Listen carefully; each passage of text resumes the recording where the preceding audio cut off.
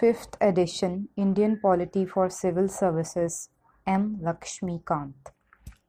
Chapter number 1. Historical background.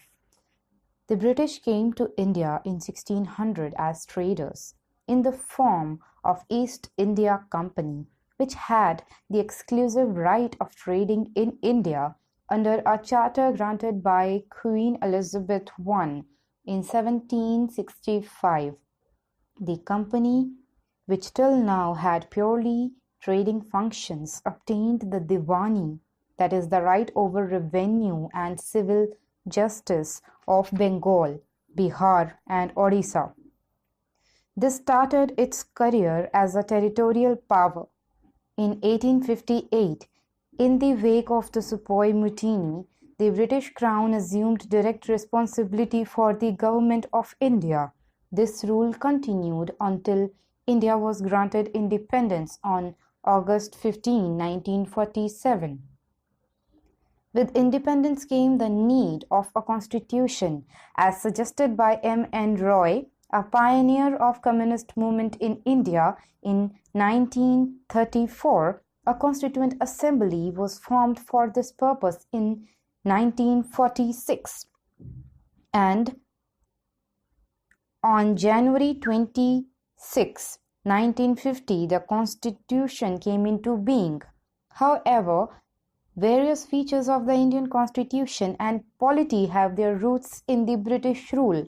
There are certain events in the British rule that laid down the legal framework for the organizational and functioning of government and administration in British India.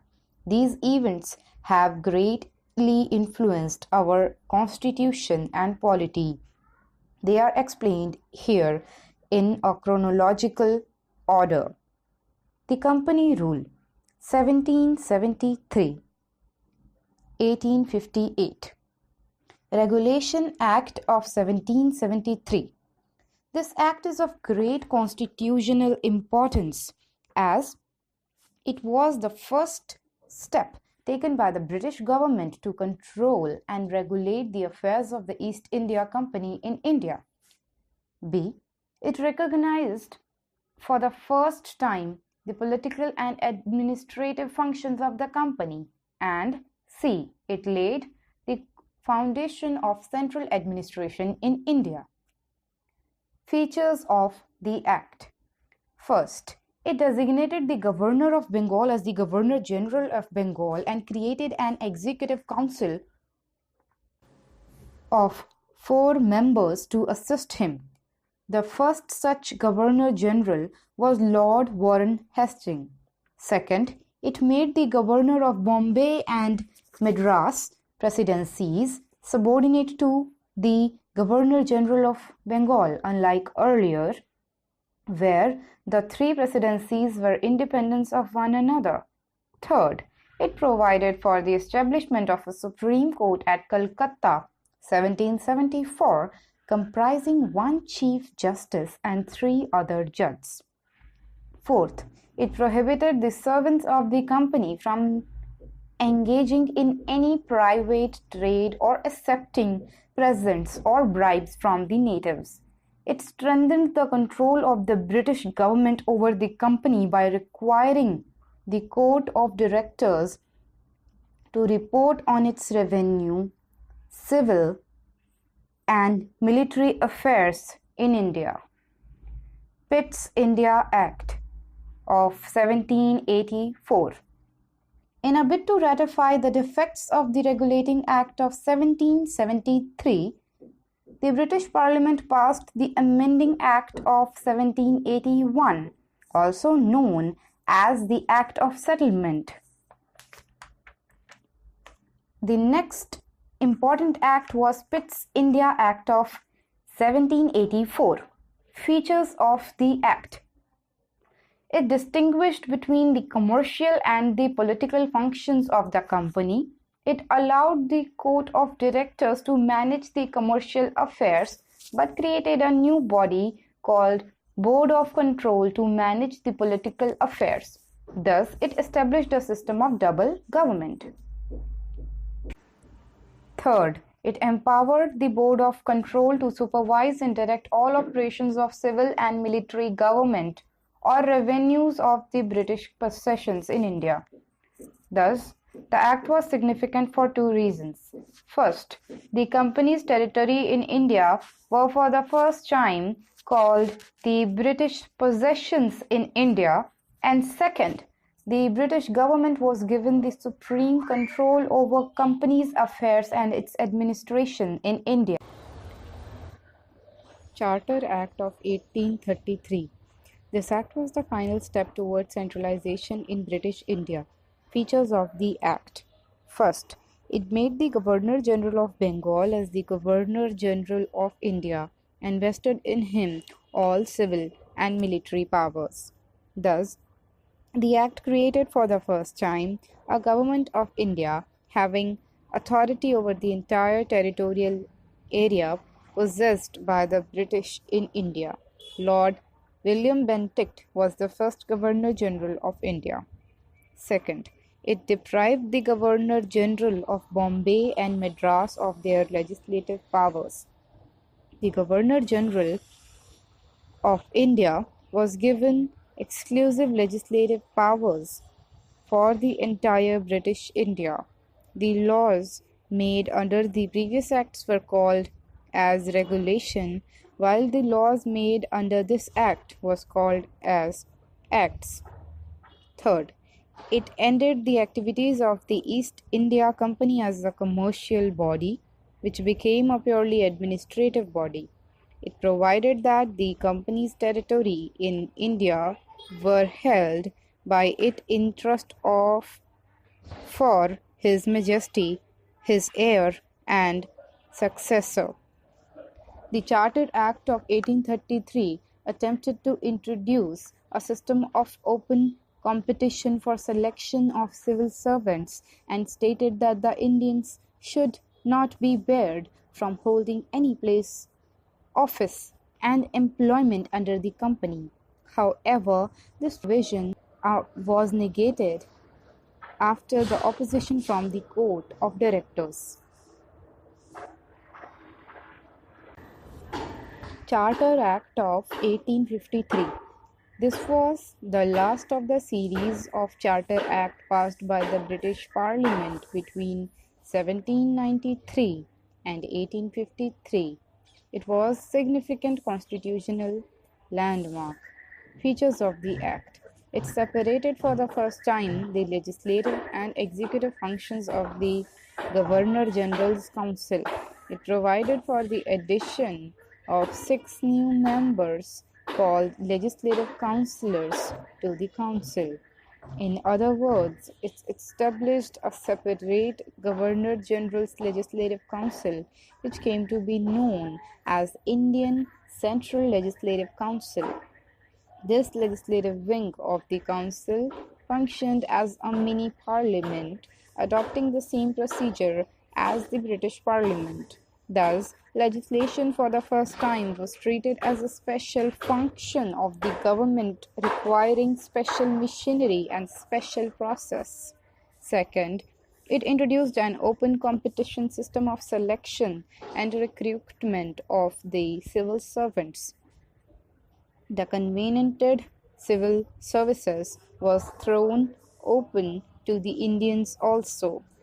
Accordingly, the Macaulay Committee, the Committee on the Indian Civil Service, was appointed in 1854. 3. It extended the company's rule and allowed it to retain the possessions of Indian territories on the trust for the British Crown, but it did not specify any particular period.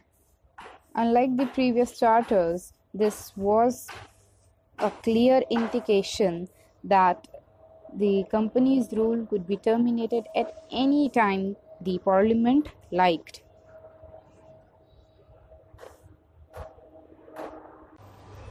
Fourth, it introduced for the first time local representations in the Indian Central Legislative Council. Of the 6 new legislative members of the Governor-General's Council, 4 members were appointed by local provincial governments of Madras, Bombay, Bengal, and Agra. The Crown's Rule, 1858 to 1947. Government of India Act of 1858. This significant act was enacted in the wake of revolt of 1857, also known as the First War of Independence or the Sepoy Mutiny. The act, known as the Act for Good Governance of India, abolished the East India Company and transferred the powers of government, territories, and revenues to the British Crown. Features of the Act.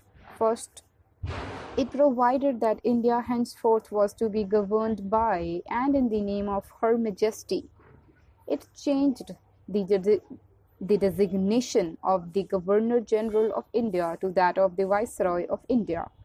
He, Viceroy, was the direct representative of the British Crown in India. Lord Canning thus became the first Viceroy of India. Second, it ended the system of double government by abolishing the Board of Control and Court of Directors. Third, it created a new office, Secretary of State for India, vested with complete authority and control over Indian administration. The Secretary of State was a member of the British Cabinet and was responsible ultimately to the British Parliament. It established a 15-member Council of India to assist the Secretary of State for India. The Council was an advisory body. The Secretary of State was made the chairman of the Council. Fifth, it constituted the Secretary of State in Council as a body corporate capable of suing and being sued in India and in England. The Act of 1858 was, however, largely confined to the improvement of the administrative machinery by which the Indian government was to be supervised and controlled in England. It did not alter any substantial way the system of government that prevailed in India.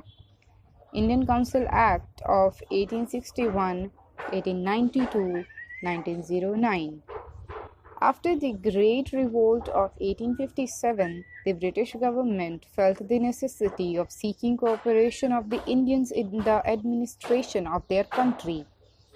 In pursuance of this policy of association, 3 acts were enacted by the British Parliament in 1861, 1892, and 1909. The Indian Council Act of 1861 is an important landmark in the constitution and political history of India. Features of the Act of 1861. First, it made a beginning of representative institutions by associating Indians with the lawmaking process. It thus provided the Viceroy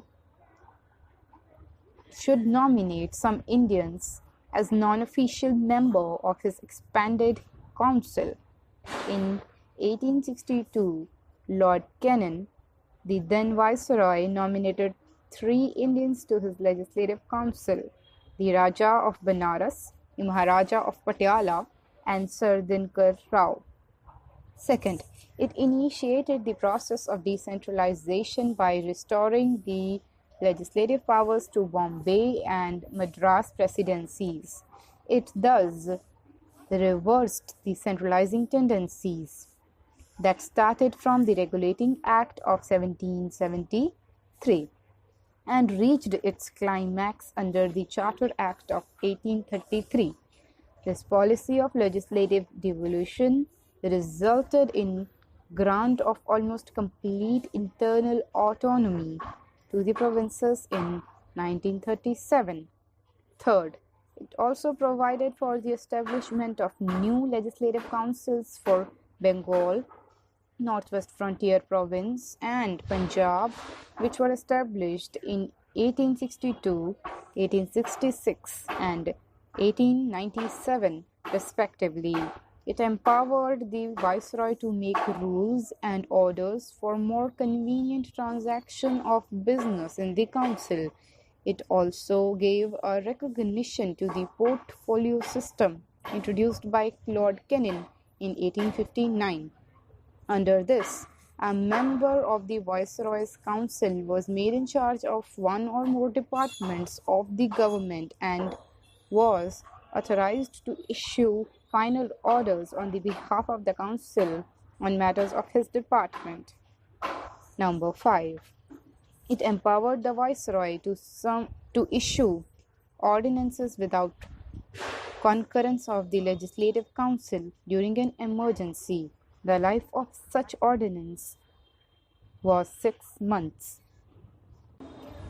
Features of the Act of 1892.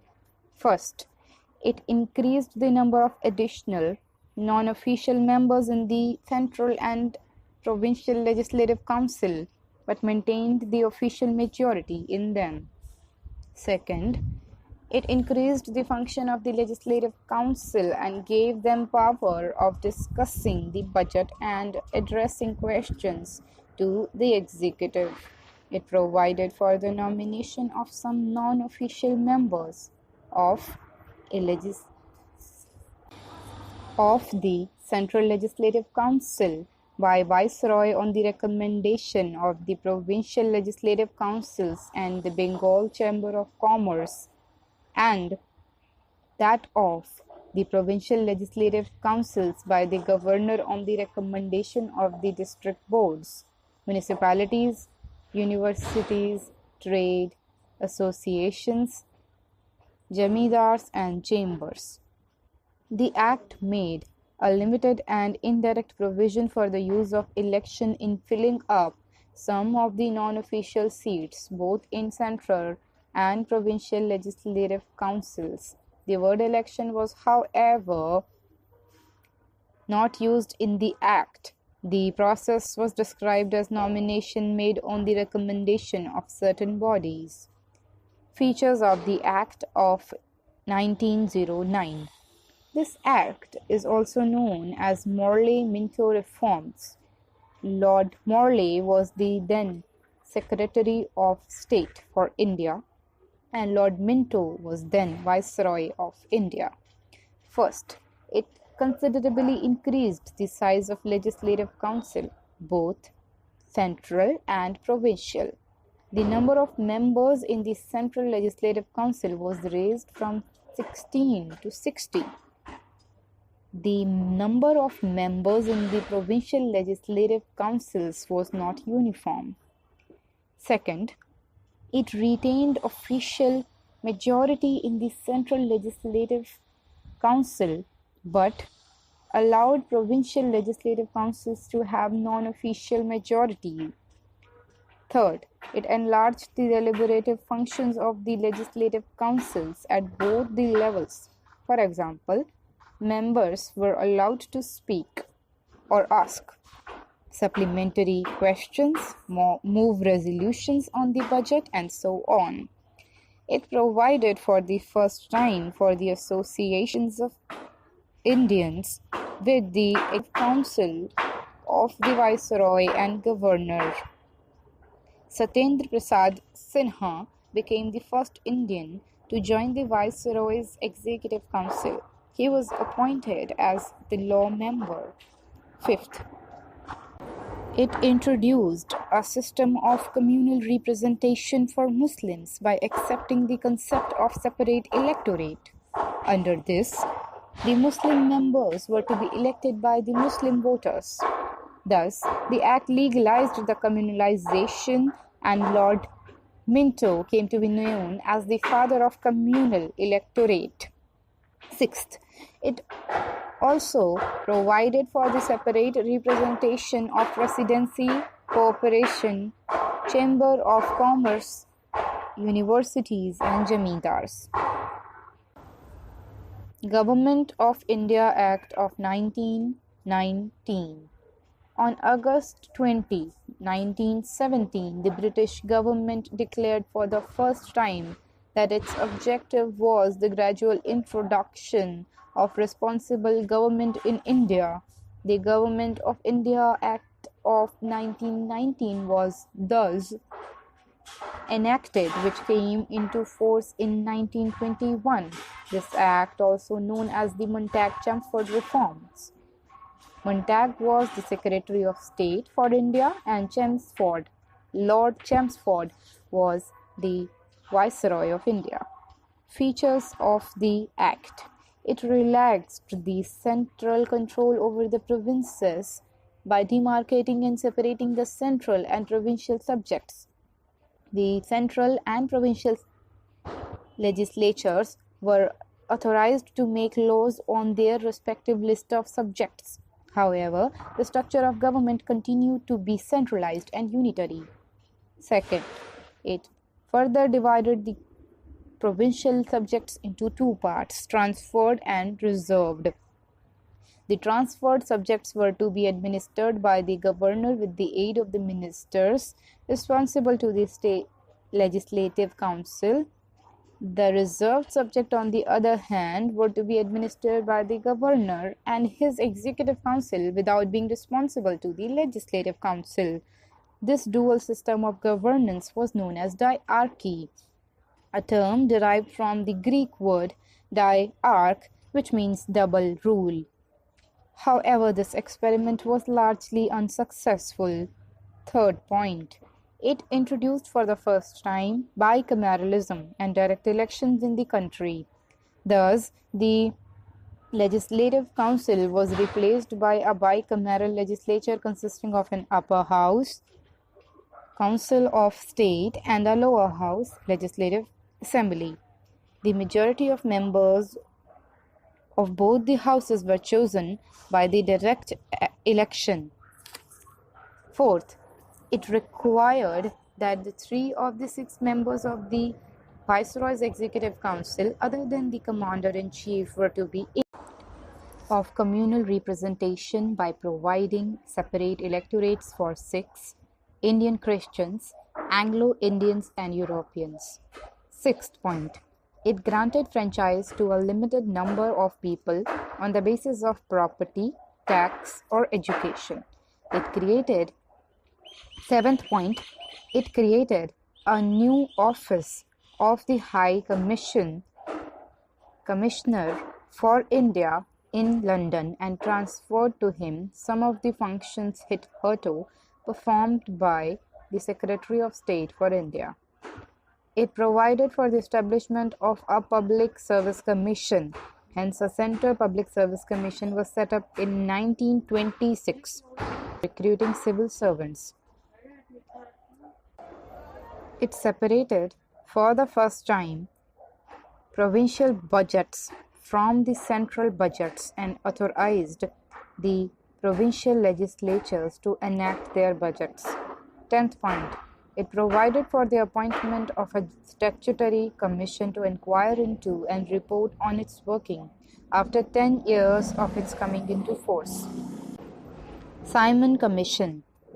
In November 1927 itself, that is 2 years before the schedule, the British government announced the appointment a 7-member statutory commission under the chairmanship of Sir John Simon to report on the condition of India under its new constitution.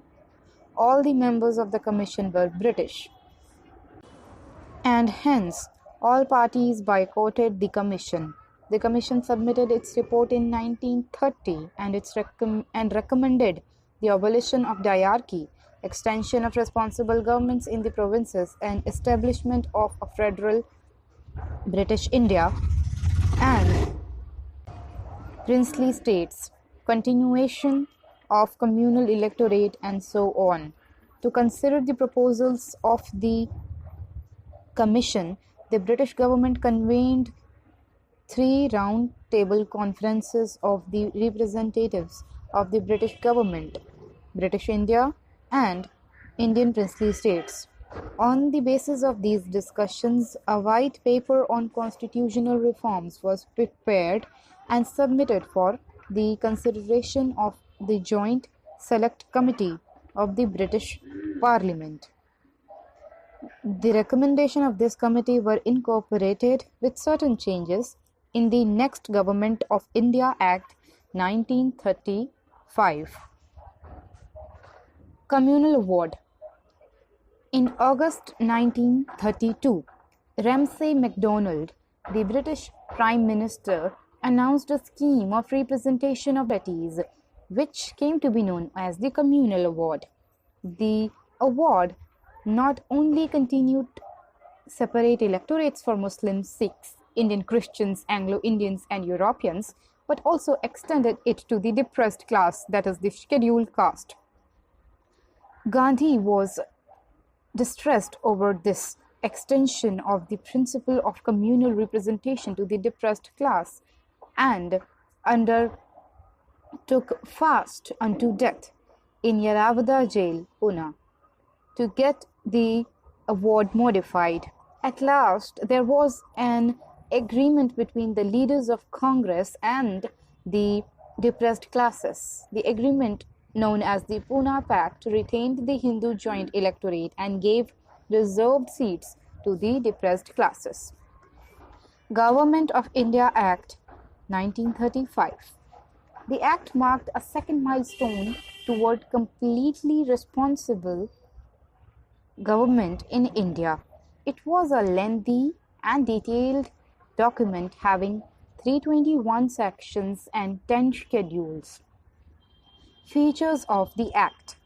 First, it provided for the establishment of All India Federation consisting of province and princely states as units.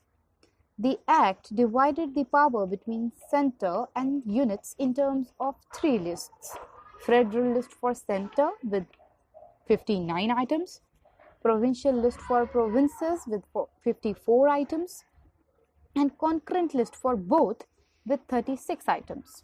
The residuary power were given to the Viceroy. However, the Federation never came into being as princely state did not join it. Second, it abolished diarchy in the provinces and introduced provincial autonomy in its place. The provinces were allowed to act as autonomous units of administration in their defined sphere. Moreover, the Act introduced responsible governments in provinces. That is, the governor was required to act with the advice of the minister responsible to the provincial legislature. This came into effect in 1937 and was discontinued in 1939. Third point, it provided for the adoption of the diarchy at centre. Consequently, the federal subjects were divided into reserved and transferred subjects. However, this provision of Act did not came into operation at all. Fourth point, it introduced bicameralism in 6 out of 11 provinces. Thus, the legislature of Bengal, Madras, Bihar, Assam, and the United Provinces were bicameral, consisting of a legislative council, that is the upper house, and the legislative assembly, the lower house. However, many restrictions were placed on them. Fifth point, it further extended the principle of communal representation by providing separate electorates for depressed classes, that is, the scheduled castes, women and workers and laborers, that is, workers. Sixth point, it abolished the Council of India established by the Government of India Act 1858. The Secretary of State for India was provided with the team of advisors. Seventh point, it extended franchise. About 10% of the total population got the voting right. Eighth point, it provided for the establishment of a Reserve Bank of India to control currency and credit of the country. Ninth point, it provided for the establishment of not only a Federal Public Service Commission but also a Provincial Public Service Commission and Joint Public Service Commission for 2 or more provinces. Point number 10. It provided for the establishment of a federal court which was set up in 1937. Indian Independence Act of 1947. On February 20, 1947, the British Prime Minister Clement Attlee declared that the British rule in India would end by June 30, 1948, after which the power would be transferred to the responsible Indian hands. This announcement was followed by agitation by Muslim League demanding partition of the country. Again, on June 3, 1947, the British government made it clear that any constitution framed by the Constituent Assembly of India formed in 1946 cannot apply to those parts of the country which were unwilling to accept it. On the same day, that is June 3, 1947, Lord Mountbatten, the Viceroy of India, put forth the partition plan known as the Mountbatten Plan, the plan accepted by the Congress and the Muslim League. Immediate effect was given to the plan by enacting the Indian Independence Act of 1947. The features of the Act. First, it ended the British rule in India and declared India as an independent and sovereign state from August 15, 1947. Second, it provided for the partition of India and creation of 2 independent dominions of India and Pakistan with the right to secede from the British Commonwealth. Third point, it abolished the office of Viceroy and provided for each dominion a Governor General who was to be appointed by the British King on the advice of the Dominion Cabinet. His Majesty's government in Britain was to have no responsibility with respect to the government of India or Pakistan. Fourth point, it empowered the Constituent Assembly of the 2 dominions to frame and adopt any constitution for their respective nations and to repeal any act of the British Parliament, including the Independence Act itself. Fifth point, it empowered the Constituent Assembly of both the dominions to legislate for their respective territories till the new constitution were drafted and enforced. No act of the British Parliament passed after August 15, 1947 was to extend to either of the new dominions unless it was extended thereto by a law of the legislature of the dominion. Sixth point, it abolished the office of Secretary of State for India and transferred his functions to the Secretary of State for Commonwealth Affairs. Seventh point, it proclaimed the lapse of British paramountcy over the Indian princely states and treaty relations with tribal areas from August 15, 1947. Point 8. It granted freedom to the Indian princely states either to join the Dominion of India or Dominion of Pakistan or to remain independent. Ninth point, it provided for the governance of each of the dominion and provinces by the Government of India Act 1935 till the new constitution were framed. The dominions were, however, authorized to make modification in the Act. 10th point, it deprived the British monarch of his right to veto bills or ask for reservation on certain bills for his approval. But this right was reserved for the Governor General. The Governor General would have full power to assent to any bill in the name of His Majesty.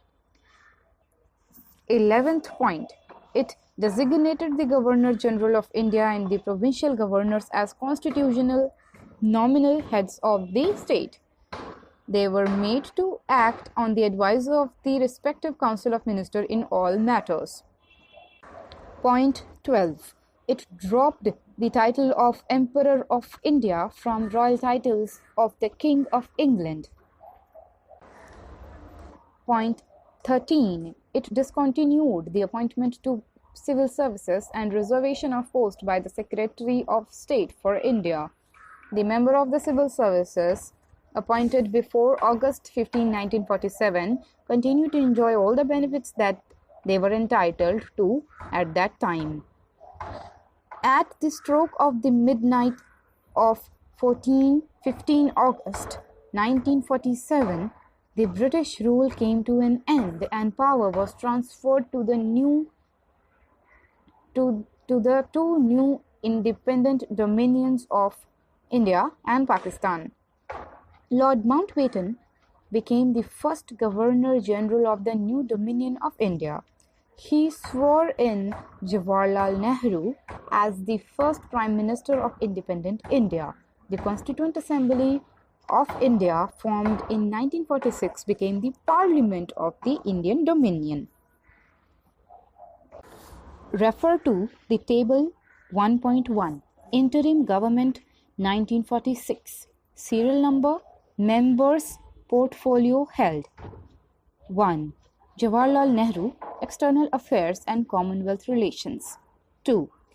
Sardar Vallabhbhai Patel, Home, Information and Broadcasting. 3. Rajendra Prasad, Food and Agriculture. 4th. Dr.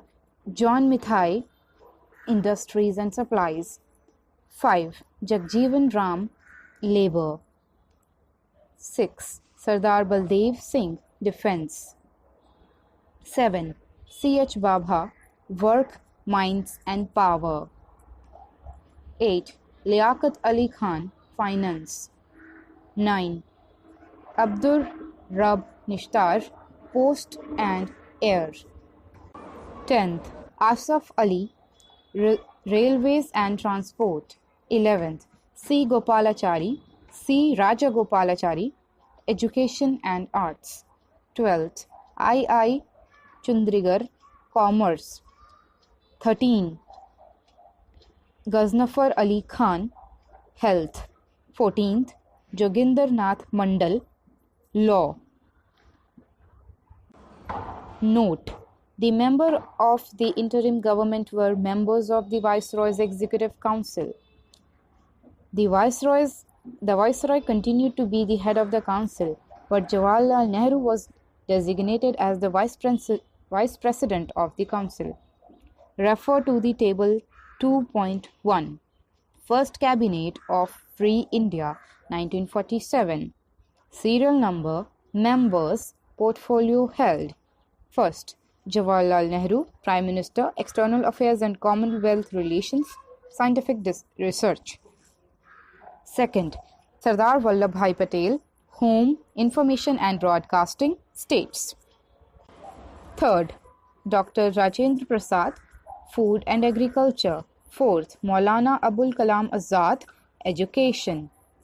Fifth, Dr. John Mithai, Railway and Transport. Sixth, R.K. Sanmukhan Shetty, Finance. Seventh, Dr. B.R. Ambedkar, Law.